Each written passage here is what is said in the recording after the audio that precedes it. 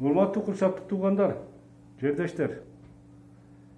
Мен Курчап ооруканасынын зам директору Кадыров Түгөлбай. Силерге өзүм кайрылбасам болбой калды. Акыбал оорлошуп кетти. Коронавирус инфекциясынын экинчи толкуну башталды. Аябай Бишкек менен Ош шаарларында катуу оор акыбал түзүлүп калды.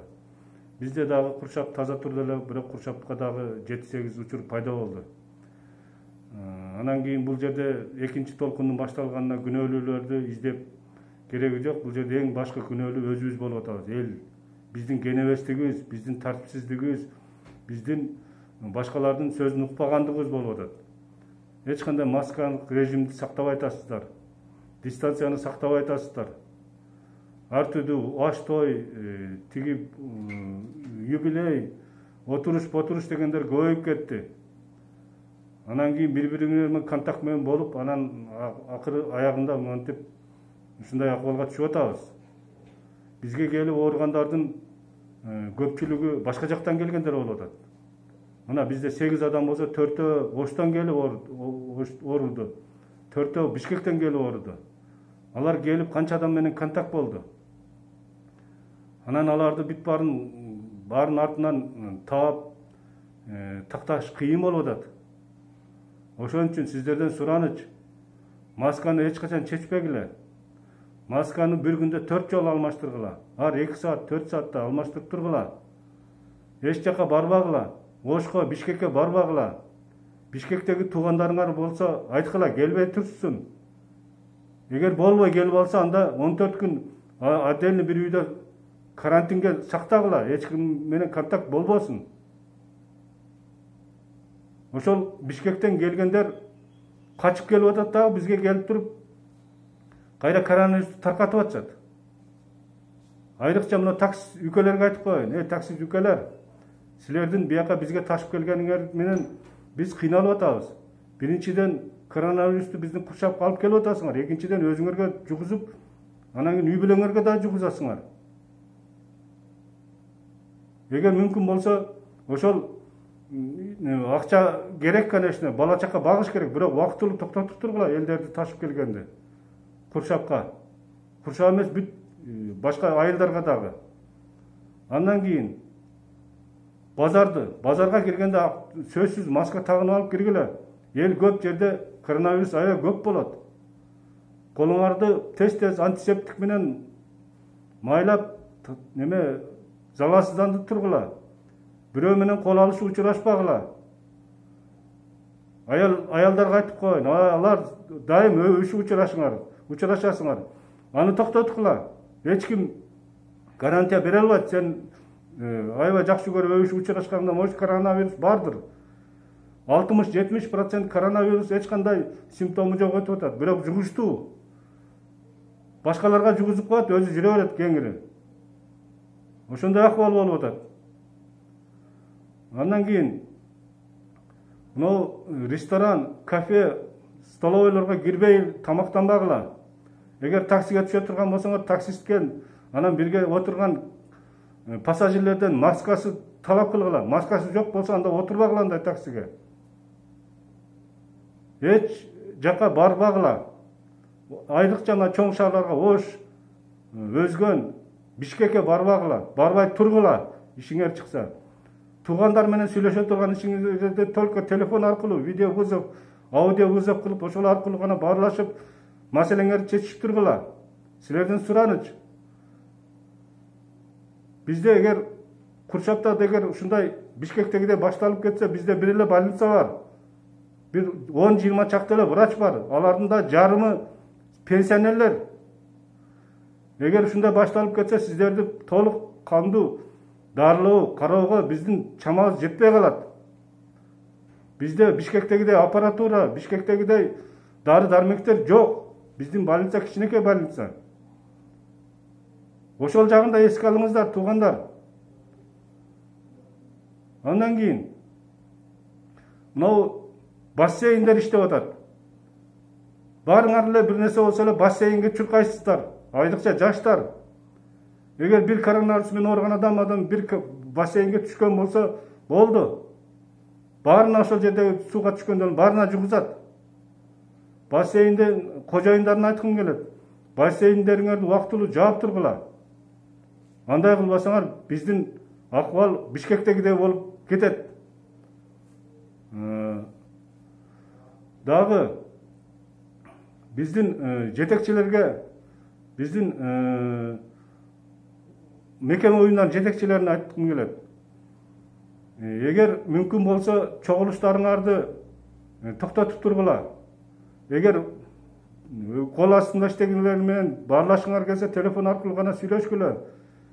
Бир чогулуш өткөрөмдө баарына коронавирус жуктуруп албагыла. Эжелер, энелер, баягы черный касса деген отурушуңарды токтоткула убактылуу. Сурайм силерден. Эч жакка чыкпай үйүңөрдө отургула. Керектүү нерселерди, только продуктыларды гана алып, запастарын камдап алып, аман эсен үйдө отурсаңар, бул коронавирустун волнасы өтүп кеткенден анан кийин ага чейин вакцина табылып калат. Дарысы табылып калса анан кийин бирок жеңилирээк болот. Ага чейин өзүңөрдү этият кылгыла. Бала чакаңарды, айрыкча кары картаңдарды, оорукчан адамдарды этият кылгыла. Эгер мынтип ооруп калган болсо аларга өтө кыйын болот.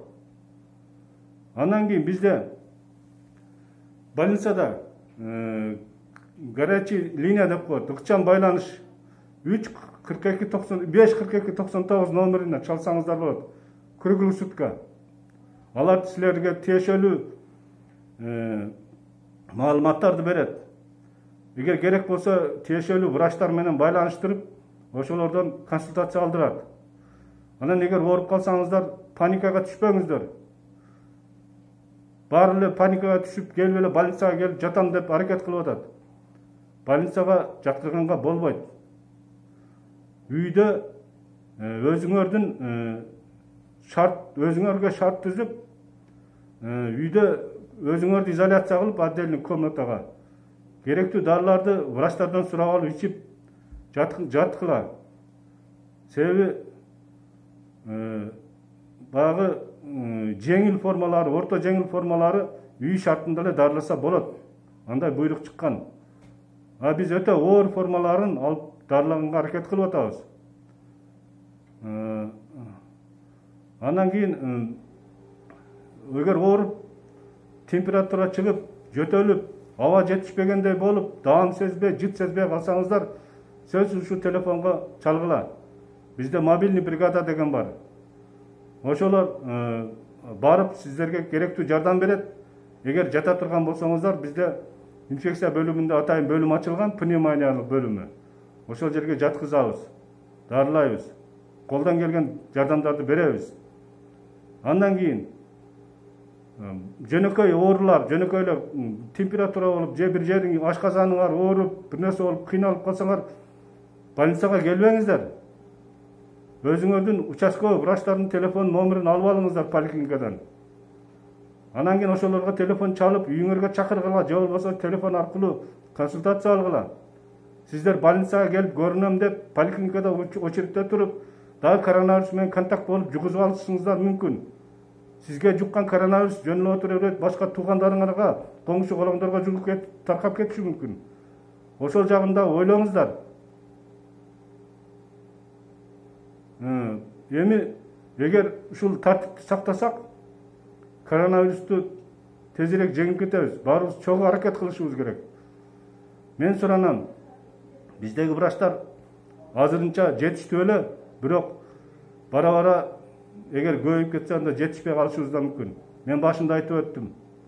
Биздин врачтардын жарымы пенсионерлер, 60-70-тен ашкандар. Аларды биз бул коронавируска каршы жумушка тарта албайбыз. Аларды биз аяйбыз. Ошон үчүн эгер Курчап шаарында азыр мединституту жакында бүткөн, же болбосо ординатурада жүргөн акыркы курстун студенттери бар болсо, биздин администрацияга кайрылгыла.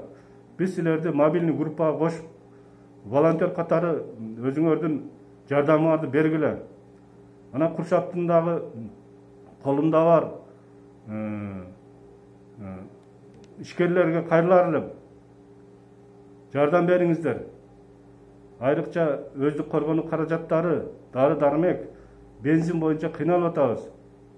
Бизге бөлүнгөн запастар бар, бирок аны бат эле түгөтүп алып кийин эч нерсе жок отуруп калбайлы деген кыжалатчылыкта да болуп атабыз. Ошон үчүн Кыргыздын патриоту болгон, колунда бар ишкер жигиттер, эжелер, карындаштар, сиздер эгер мүмкүн болсо келип жардамыңыздарды көрсөтүп кетиңиздер. Эгер бизге кайрылсаңыздар, кандай жардам керек экенин биз айтабыз. Колуңуздардан келген жардамды аябагыла. Бул соопчулук иш болот. Бул дүйнөдө да, наркы дүйнөдө дагы эсепке кирет. Аны менден жакшы билесиздер. Эгер баарыбыз чогуу болуп, маскалык режимди сактап, аралыкты сактап, 1,5-2 метр нарыраак турса, бул коронавирус инфекциясы учалбайт, жукпайт. Колуңарды тез-тез самындап жууп, антисептикти чөтөгүңүздөрдү салып жүрүңүздөр. Колуңарды тез-тез обработка кылыңар. Себеби колуңар менен барып учурашасыздар, бир буюмдарды кармайсыздар, эшиктин туткасын кармайсыңар, анан кийин бетиңерди, колуңарды кармайсыңар. Ошонун айынан анан кийин коронавирусту дагы жуктуруп алышыңыздар мүмкүн. Ошондой кылыңыздар. Үйгө баягы керектүү дарыларды запасын камдап коюңуздар. Аспирин, парацетамол, ибупрофен деген дарылар бар. Анан кийин витаминдер. Витаминдердин комплекси бар. Ошолорду алып, үйүңүздөрдө даярдап, ошолорду аз-аздан ичип, тамакты күчтүү жеп, анан кийин бир эле тамак жебей, жашылча жемиштерди да көбүрөөк жегиле. Аларда витаминдер көп. Эгер ушулардын баарын жеп, ушундай жакшы кыймыл аракетте жүрүп, спорт менен кичине машыгып жүрсөңүздөр, ден соолугуңар жакшы болуп, иммунитетиңиздер күчөйт. Анан баягы коронавирус силерди жеңе албайт.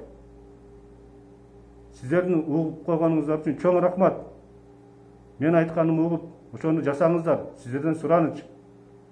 Биздин куршап экинчи Бишкекке окшоп акыбалга түшүп калбасын. Ошону мен сиздерден чоң суранып кетем. Ошондойго түшпөс үчүн менин уккандарымы, башка врачтардын кеңештерин угуп, ошону жасаңыздар. Маскасыз жүрбөңүздөр көчөдө. Ошону сураарым силерден айтканым ошол. Рахмат укканыңыздарга. Дагы мен айтпай калдым.